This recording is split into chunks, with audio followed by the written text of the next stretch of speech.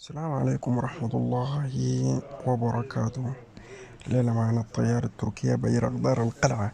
هي طائرة تركية بدون طيارة على ارتفاع متوسط وقادرة على التحكم عن بعد أو عن طريق عمليات الطيران المستقلة التي تصنعها شركة بايكار التركية، وهي تابعة لسلاح الجو التركي. يعني الطيارة دي لما بتطير بيطيروها ناس من غرفة التحكم أو عندها ذكاء اصطناعي تقدر تفرز مين العدو ومين الصديق ومين يطلقوا عليه النار ومين ما يطلقوا عليه النار. يتم مراقبة الطائرة والتحكم بها من قبل طاقم الطائرة مؤلف من 6 إلى 4 أشخاص. الطول 21 قدم. تاريخ الطرح 2009. بعد جناح 39 قدم. الشركة المصنعة طبعا هي بايكار كما قلنا سابقا.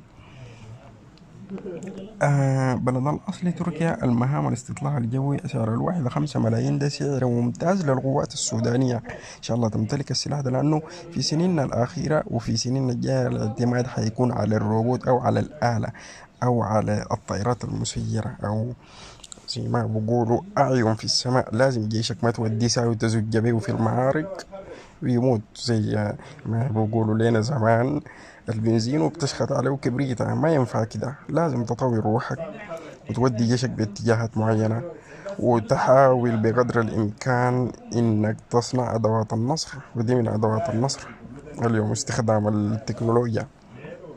أصفان يا بايكار. الكمية المصنوعة 154 طبعا. ده للغوات التركية بس. في أوكرانيا بنلقاه في عدة دول في الإمارات. أول طيران في أبريل 2014. الوضع الحالي في الخدمة. يستخدمون أساسيا القوات الجوية التركية، ويستخدمون آخرون القوات الجوية الأمريكية القطرية، القوات الجوية الأذرية، القوات الجوية الأوكرانية، القوات الجوية الليبية. حكومة الوفاق طبعا بتستخدم الطيارة دي. بعدين الطيارة دي في أوكرانيا زلزلت الجيش الروسي. الجيش الروسي ما أي جيش يا جماعة، اسمعوا الكلام ده كويس. الجيش الروسي تاني جيش في العالم أو تالت جيش، ده من أقوى الجيوش.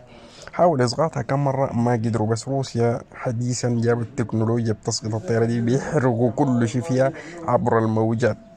بس تركيا حاولت تطور أو ما زالت تطور إنها تعمل مواد عازلة، إن الطيارات ما تحرق أدواتها أو داراتها من الداخل.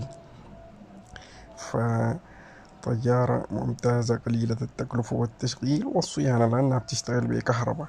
بتطير من 12 ساعة ل24، أحيانا ل36 ساعة، يعني يوم ونص تكون طايرة في الجو شغالة من دون ما تنزل للصيانة أو لأي شيء.